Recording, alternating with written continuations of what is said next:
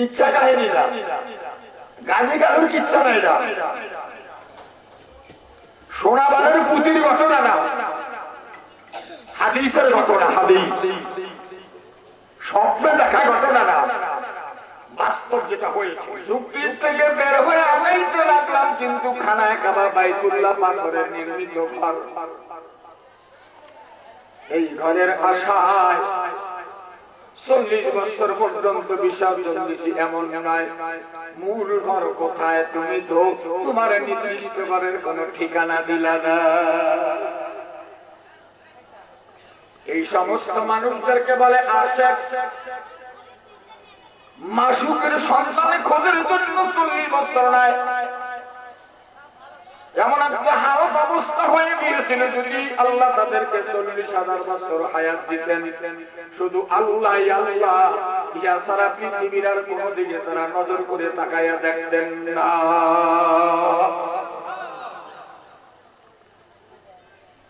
আজকে তো আমাদের রোগ হয়ে গেছে,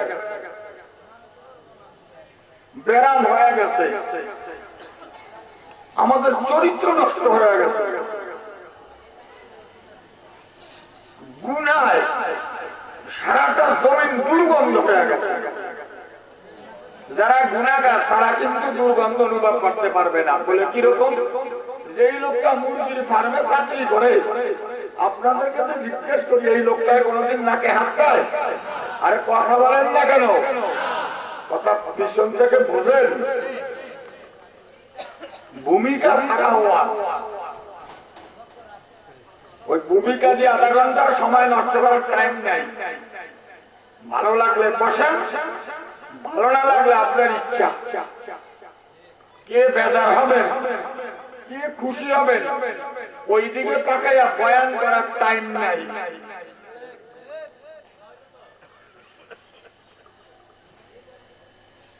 তাহলে ওই লোকটা নাকে হাত দেয় কেন? আরে তার অভ্যাস হয়ে গেছে। আমাদের দেশে, সমাজে, গ্রামে, শহর, উপশহর, শহরতলি, সব জায়গায় গুনায় এখন গন্ধ এমন ছড়াইছে, গুনাকে প্রিয় মনে করতেছে। ওই ফার্মের যে চাকরি করে ওর মতো এটার কোন ব্যাপারে মনে করতেছে না। বলেন ঠিক কিনা? ঘরে গুনা, বাহিরে গুনা, পকেটে গুনা, রাত্রে ঘুমাইছে কানের মধ্যে গুনা, কলবে ঢুকতে আছে গুনা, কানে দিচ্ছে ইয়ারফোন, শুয়া শুয়া কয় এবার তুই গান শোন। কথা বলেন, প্রতিবাদ করবেন যে এটা ঠিক, আর সত্য হলে বলবেন ঠিক।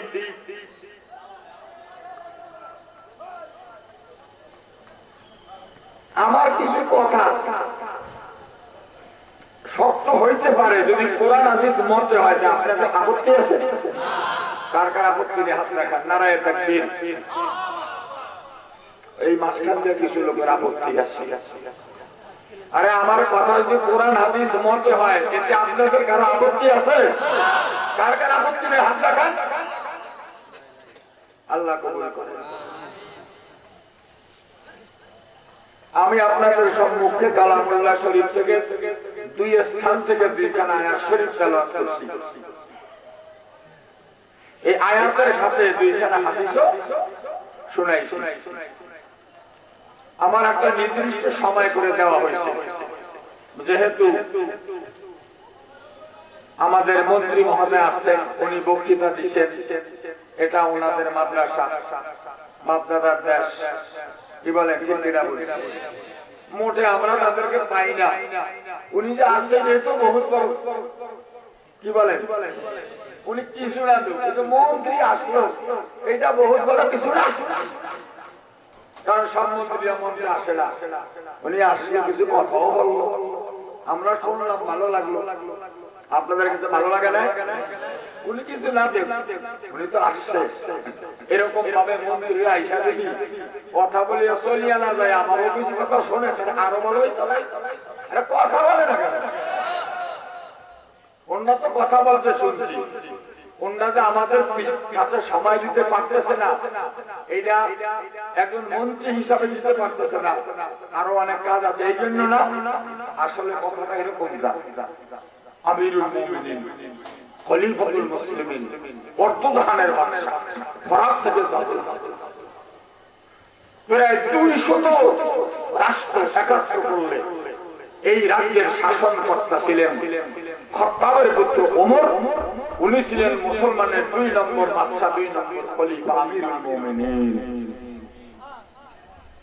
উনি কিরকম সময় ভাগ করছেন? দিনের বেলা রাষ্ট্র পরিচালনার জন্য একটা সময় রাখছেন, এরপরে উনি একটা সময় রাখছে বাহিরের রাষ্ট্রগুলোর সাথে কিভাবে যোগাযোগ করা যায়। আবার রাতের সময় উনি সময় ভাগ করছে যে রাতে আমারও ইবাদতের দরকার, আমার খাদেমেরও ইবাদতের দরকার, আমার স্ত্রীরও ইবাদতের দরকার। অর্ধজাহান, অর্ধেক পৃথিবীর বাদশা, রাতের অন্ধকার, গভীর রাত। চাকরকে বলতে আছে, চলো তো আজকে আমরা একটু এই দিকে যাই, অবস্থান অবলোকন করি। যেতে যেতে অনেক দূর গেলেন, যাওয়ার পর দেখেন বিশাল মরু ময়দানের এক বালুকা মাঠ, মাঠের এক কোণারে দেখতে আছে একটা তাঁবু আছে। তাঁবু যখন রাত্রে টানানো দেখলেন, আস্তে আস্তে আগাইলেন, আগায়া দেখতে আছে তাঁবুর ভিতরে চিৎকারের আওয়াজ, তাঁবুর বাহিরে একজন লোক বৈশা বৈশা এই চোখের কান্না অবস্থায় তিনি নিজের দুঃখ প্রকাশ করতেছেন। আমিরুল মুমিনিন সর্বপ্রথম নিজের পরিচয় গোপন করে দিলেন। সালাম দিয়া বলতেছে, ভাই আপনি এই রাত্রে এখানে কি করেন? উনি জবাব দিতেছে, যার যার কাজে শেষে যান, আপনার এত বেশি কি প্রয়োজন? আমিরুল মুমিনিন খলিফাতুল মুসলিমিন ওমর ইবনুল খাত্তাব রাদিয়াল্লাহু তাআলা বলতেছে, ভাই তা তো ঠিক আছে, কিন্তু একটু যদি বলতেন। আরে সব কথা বলা যায়, একটু বলেন। আরে আমার স্ত্রী প্রসাব বেদনায় আত্রাইতেছে, ওনার পাশে কোনো ধাত্রী দাইমা নাই, আমি চিন্তায় এখানে বসে বসে আল্লাহ আল্লাহ করতেছি। আচ্ছা ঠিক আছে, একটু দূরে যায়, খালি দৌড়া দৌড়তে।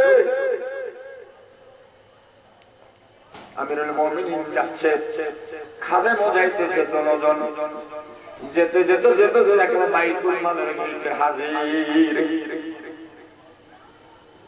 কোথায় কেশিয়া, কোথায় দারোয়ান?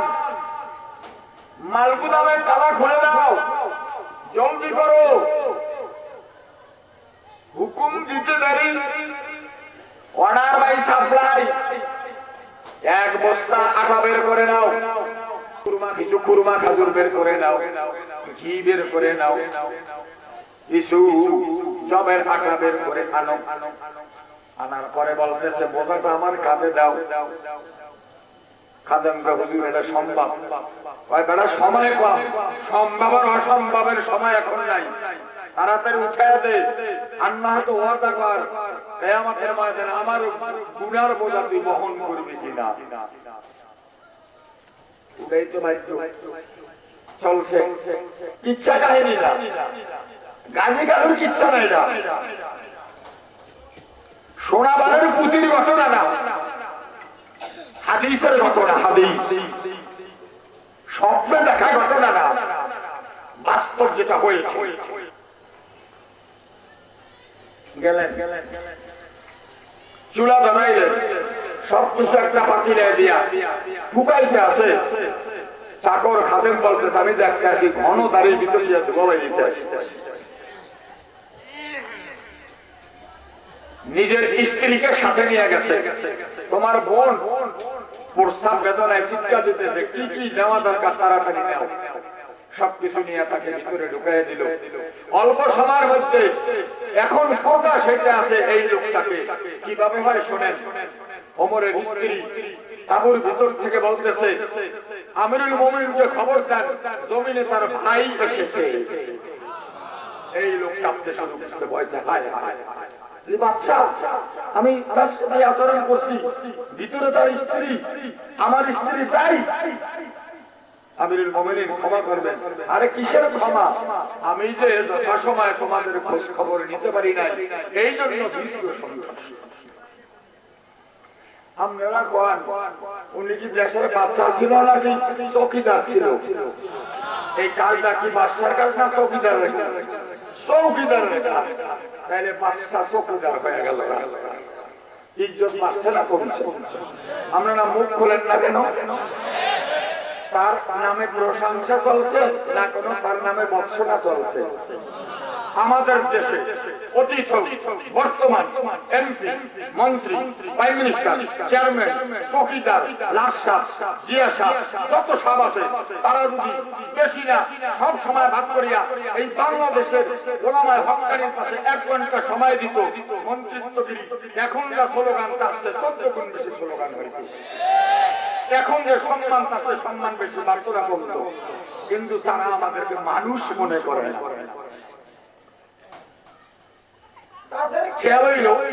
মসজিদে 5,000 টাকা বেতন, মাদ্রাসা 8,000 টাকা বেতন, এরপর শেষ চিকিৎসা মসজিদ আর মাদ্রাসা।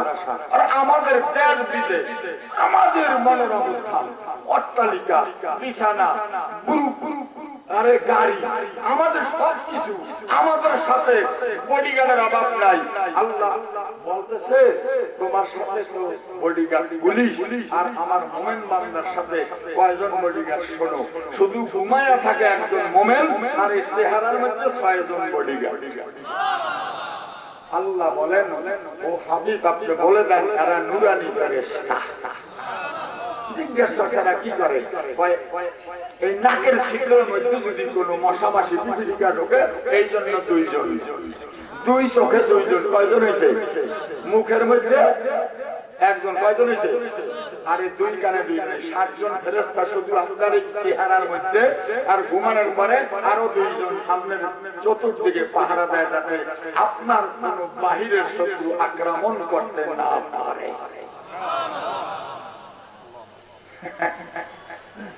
আল্লাহ কি বলে শোনেন? আল্লাহ বলে যদি বান্দার অন্তর থেকে মাখলুকের ভয় উঠে যায়, আমি আল্লাহর ভয় তার মধ্যে ঢোকে, তাই মাখলুকের আল্লাহকে মাখলুক আমি আল্লাহ তার পায়ের নিচের গোলাম বানাই।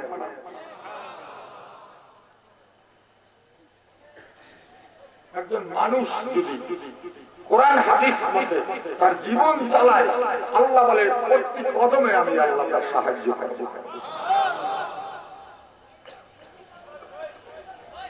জমিনের মধ্যে বর্তমানে শুধু আওয়াজ চলতে আসে শিরক আর কুফরের স্লোগান। বলেন ঠিক কিনা? শুধু শিরক আর কুফরের স্লোগান, সুদের স্লোগান, ঘুষের স্লোগান, মিছিলের পর মিছিল, সব জায়গায় কুফরই। শুধু কুফরের গন্ধে সারে জমিন গজবে পতিত হইতেছে। কিছুদিন আগে আমাদের দেশে গজব আসছে, নাম বুলবুল। এই নামটা কি হাদিসের? আর কথা বলে কোরআনের কিতাবের কোন ইমাম সাহেবের ঘোষণা, সাহাবীদের কথা। বুলবুল নাম রাখলো কারণ আল্লাহ বলতে আছে বুলবুল নাম রাখছো। আল্লাহ বলে এটার ঘোষণা তো আমি সেই কোরআনে গারে হেরাত থেকে শুরু করে দিয়েছি।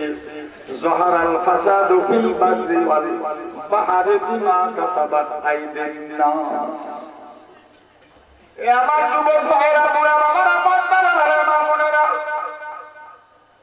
আমার আল্লাহ বলতে আছে পৃথিবীতে যত আযাব আর গজব দেখতে আসো, তার মধ্যে আছে সাইক্লোন, তার মধ্যে আছে টর্নেডো, জলোচ্ছ্বাস, প্লাবন, সামুদ্রিক আযাব আর গজব, ঘূর্ণিঝড়, ঠাট্টা, আসমানি জমিনি যত রকমের যত প্রকার আযাব আছে, আমার আল্লাহ বলে এগুলা বিমা কাসাবাত আইদিন নাস, তোমাদের 2 হাতের কামাই। এটার কোন নামকরণ নাই, পাইল আসমানি গজব। এখানে নাম রাখছে বুলবুল, এখানে শেষ করে নাই। আমি হেদায়েতুল্লাহ তারপর দিন পেপার পড়েছি, বাংলাদেশ প্রতিদিন একটা পেপার আছে না নাই, এই পেপারে লাগছে আমরা এই বুলবুলের মোকাবিলার জন্য সব প্রস্তুতি গ্রহণ করেছি। জোরে বলেন নাউজুবিল্লাহ। ওর মতো আহাম্মক গাদা, ওর মতো গন্ডমূর্খ পৃথিবীতে আর কোন লোক আছে কিনা জানা নাই।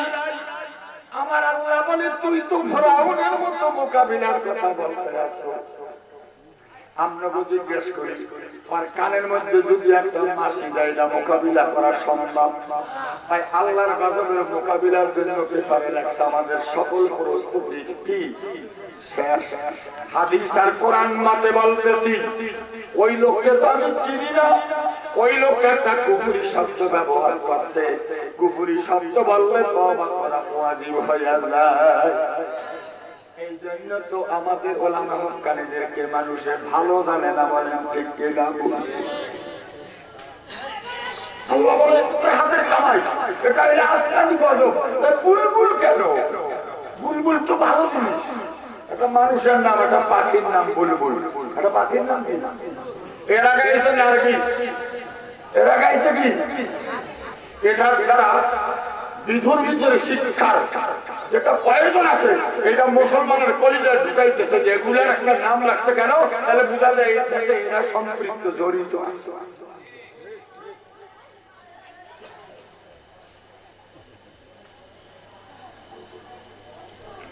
বর্তমান দেশের অবস্থায় প্রেক্ষাপটে যদি ওলামায়ে হক্কানীরা সকল আলেম বয়ান করে, আপনারা বুঝতে পারবেন যে দেশের অবস্থাটা কোথায় গিয়ে দাঁড়িয়েছে।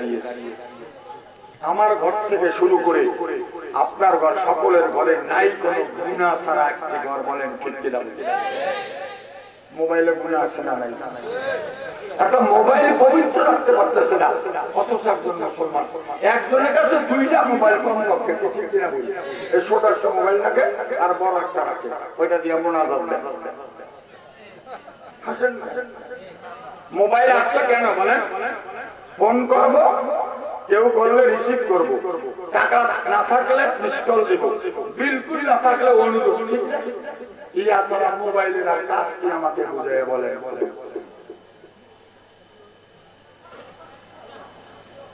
বিতর্মীদের দাওয়াত রাত 24 ঘন্টা, আমাদের দাওয়াত মাত্র 2-3 ঘন্টা, বলেন? তাদের দাওয়াত 24 ঘন্টা। শিফট ভাগ করা আছে, জেনারেল শিফট। হ্যাঁ, দিনের বেলা আছে, নাইটে আছে, ডেতে আছে। তারা চিন্তা গবেষণা করতেছে মুসলমানকে আমাদের মতে, আমাদের পথে আনার জন্য যত কিছু দরকার সব পার্সেন্ট করে।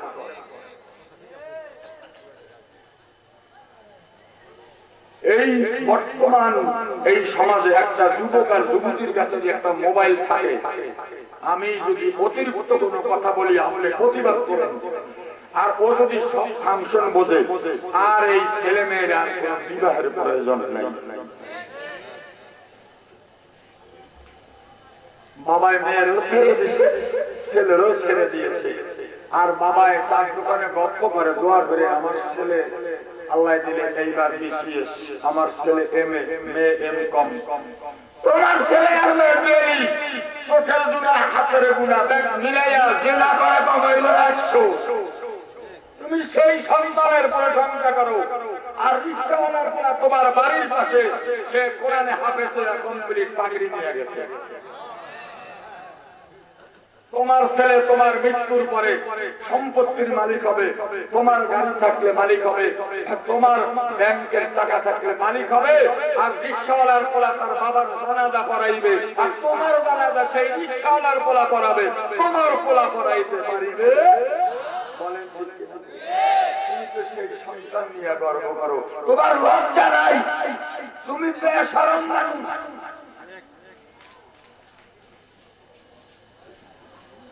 এই পানিটা ভালো পানি আনেন, ও আজকে শুনবেন আর একটু না বাদ দিয়া দিব। এখন তো রঙে রঙের ওয়াজের দরকার, হাসি কান্নায় ভরপুর। আমরা যখন ছোটবেলায় পাকিস্তান যখন স্বাধীন, তখন আমার বয়স 15 বছর, ওই সময় আমি ক্লাস 3 পড়ি।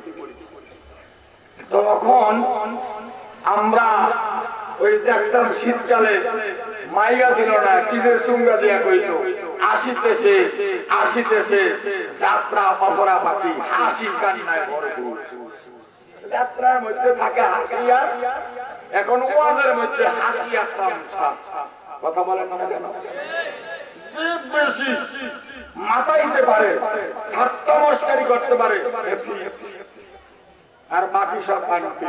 আল্লাহর হাবিব বলে কোন লোক যদি কোন আলেম কোরআন হাদিসের বয়ান করতে গিয়ে ভিতরে এতটুকু খেয়াল রাখে, দুই চারটা সাতটি সুটকি কথা বলুক যাতে মানুষ হাসে, সে নিজের ঠিকানা বানায় নিল জাহান্নাম। নবীর কথা সত্য না আমার কথা সত্য? নবীর কথা আপনাদের শুনাইতেছি। আর আল্লাহর কোরআন কি বলে?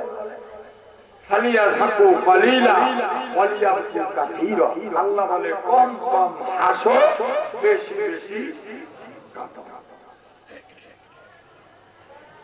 মোনাজাতে কান্দো, শেষ রাত্রে কান্দো, একা একা দরজা আটকাইয়া ক্রন্দন করো, আল্লাহর দরবারে বলতে থাকো হারো কারো সে হো দিয়া হাম কারো তবা, অপরাধ है দরবারে তেরে খোদা, अपराध है दरबारे तेरे इला, ऐ तुझी हाजत रवाए तू जाना, हम तेरा दर सर कर जाएगा।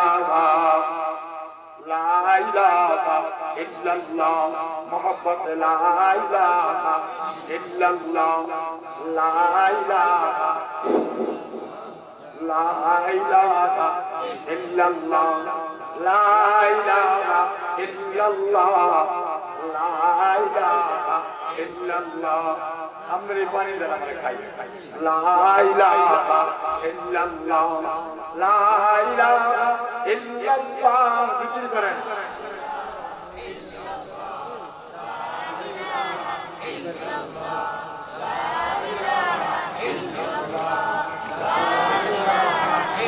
ला इलाहा इल्लल्लाह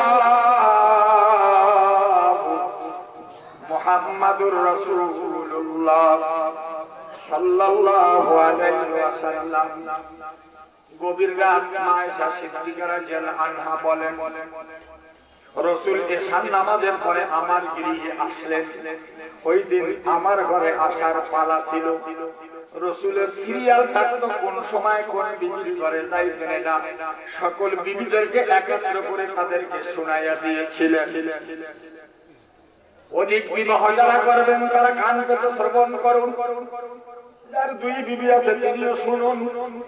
আল্লাহর নবীর 9 থেকে 11 দিন বিবি ছিল। রাসূলের জীবন দশায় 2 জন স্ত্রী ইন্তেকাল করেছে। বলেন কয়জন? 1 নম্বরে মা খাদিজাতুল কুবরা সর্বপ্রথম স্ত্রী, যিনি 40 বছর বয়স ছিল। সারা আরব জাহানের সবচেয়ে বেশি ধনবতী ছিল, সবচেয়ে বড় ব্যবসায়ী ছিল। আল্লাহর হাবিব যার শানে বলছে, আমি দুনিয়াতে কারো কাছে ঋণী না, কিন্তু এক আল্লাহর বান্দি তার ঋণ পরিশোধ আমি করতে পারলাম না, আল্লাহ করে দিবেন। আমার যুবক ভাইরা, বুড়া বাবারা, এই আমার গুণী জ্ঞানীরা, জেনারেল শিক্ষিত ভাইরা, এই হরকত ইউনিয়নের মধ্যে, এলাকার মধ্যে আমার সাথে কারো কোনো মামলা আসেনি? বলেন কারোর সাথে কোনদিন আমার কোন দুইটা কথা বাড়াবাড়ি হয়েছে কিনা? বলেন। আপনারা মনে করবেন না যে কোনো ঈর্ষা হিংসা ক্ষোভ ডালতে আছে। ক্ষোভ থাকলে তো একটু বিষয় থাকতে হয়। বলেন ঠিক কিনা? আমি স্টেজে আসার আগে নিয়ে করছি, আল্লাহ আমার জবান থেকে দরকারি কথা বের করে দিও, যেই কথা আমার উপকার হয়, উম্মতের ফায়দা হয়, কারণ দেশের অবস্থা ভালো না। আমি বলতেছিলাম আয়েশা সিদ্দিকা বলেন, পালা করবে আমার কি আল্লাহর নবী দিন রাত্রে আসলেন। আল্লাহর নবী আমার চাদরের মধ্যে শুয়া পড়লেন। কিন্তু আশ্চর্যজনক বিষয় হইল, গভীর রাত্রে আর আমি নবীজিকে আমার পাশে পাইতেছিলাম না। আপনি মনে করেন যদি রাত্রে আপনি স্ত্রীর কাছে যান, যদি শেষ রাত্রে আপনাকে না ডাকে, বলেন স্ত্রী ভয় পাবে কি পাবে না? আহারে আমার স্বামী কোথায় গেল একটু দেখি। দেখার জন্য আম্মা আয়েশা ঘুম ভেঙে দিলেন, কিন্তু দেখলেন রাসূল ঘরেই আছে, কিন্তু দাঁড়াইয়া দাঁড়াইয়া ওই আসমানি কিতাব কালামুল্লাহ পড়তে আছে নামাজের মধ্যে। আম্মা আয়েশা সিদ্দিকা বলতে কাছে আমি অপেক্ষা করলাম কি পরিমাণ সময় আল্লাহ নবী এখানে আমল করেন। আল্লাহ নবী 2 রাকাত নামাজ শেষ করে দিলেন, হঠাৎ আমার কানে আওয়াজ আসতে লাগলো, হযরত বেলাল মধুর কণ্ঠে মিনার সূরায় আযান দিতেছে, আসসালাতু খায়রুম মিনান নাওম। আমার যুবক ভাইরা কান পাতিয়া শোনো রে বাবা, আল্লাহ পাক যেই নবীকে বলছে মাসুম বিল্লাহর কোনো গুনাহ নাই, আল্লাহ পাক যেই নবীকে বলছে হাবিবুল্লাহ আমার দোস্ত, আম্মা জানাই সবাই আমি রাসূলের কান্নার অবস্থা দেখলাম আর আমি অপেক্ষা করতে লাগলাম আবার ঘরে ফিরে আসলে আমি নবীজির কাছে বিষয়টা জেনে দিব। আল্লাহর হাবিব যখন আমার আসলেন জিজ্ঞাসা করে, ইয়া রাসূলুল্লাহ ইয়া হাবিবাল্লাহ, আপনি মাত্র 2 রাকাত নামাজে রাত শেষ করলেন, আপনার তো কোনো গুনাহ নাই। আল্লাহর নবী বলে, আয়েশা রে, আমি যখন আমার মাওলার দাওয়াত গ্রহণ করেছিলাম, রাত্রটাকে আমরা বলি যে রাতের রাত্র, আমার আল্লাহ যখন আমাকে তার ঘরে দাওয়াত দিয়ে দিলেন আর কোন নবীকে দাওয়াত দেন নাই, আমি ইনভাইটেড হয়ে গেলাম। আমি আল্লাহর কাছে যখন গেলাম, আল্লাহ পাক রব্বুল আলামিন আমাকে তার কুদরত নিদর্শন সব দেখাইয়া দিলেন। ওগো আয়েশা, আমি যখন জিবরাইলের সাথে জাহান্নাম দেখতে রওনা করেছি, জাহান্নামের গেটে যখন আমি পদার্পণ করেছি, ওই গেটে দেখতে আছি বিশাল একজন কালা কুশলী, দেখলে ভয় লাগে, একজন ফেরেশতা দণ্ডায়মান। আমি ফেরেশতা দেখে বললাম যে ইয়া জিবরাইল, উনি কে? জিবরাইল বলল, ওনার নাম মালিক, উনি জাহান্নামের প্রধান দারোগা। জাহান্নামের 19টা গেট আছে বাবারে, প্রত্যেক গেটের মধ্যে মালিক ফেরেশতা দণ্ডায়মান। আল্লাহ নবীকে দেখার পর সালাম দিলেন, আহলান সাহলান মারহাবা। নবীজি আপনি কেন আসছেন? জিবরাইল বলতেছে, আমার আল্লাহ বলছে তাকে জাহান্নাম দেখাইয়া দাও। এই কথা বলার সাথে সাথে মালিক ফেরেশতা জোরে সোরে চিৎকার শুরু করে দিলেন।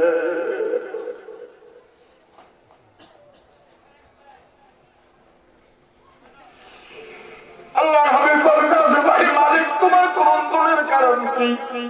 মালিক ফেরেশতাকে, ইয়া রাসূলুল্লাহ, জাহান্নামের নাম শোনার পরে আমার কলিজা থরথর করে কাঁপা শুরু হয়ে গেছে। কেন? ওই জাহান্নাম যখন আমি প্রথম মাওলার হুকুমে জাল দেওয়া শুরু করে দিলাম, মানে তাপ বৃদ্ধি করতেছিলাম, আমি আল্লাহ রাব্বুল আলামিনের হুকুম পাইয়া 1000 বছর পর্যন্ত শুধু জাল দিতেছিলাম। আল্লাহু আকবার।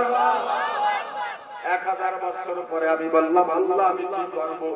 এখন তো জাহান্নামের আগুন এমন অবস্থা হয়ে গেছে, রক্ত টাটকা রক্তের মতো লাল।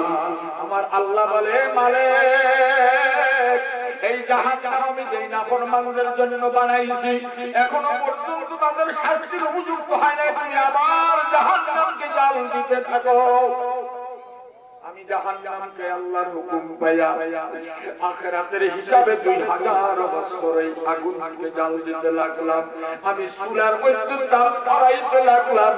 আগুনের অবস্থা বিশাল একটা পরিবর্তন হয়ে গেল, যা হয়ে গেল দুধের চাইতে সাদা। আমি আমার মাওলার কাছে আরো জানা করলাম, আল্লাহ এখন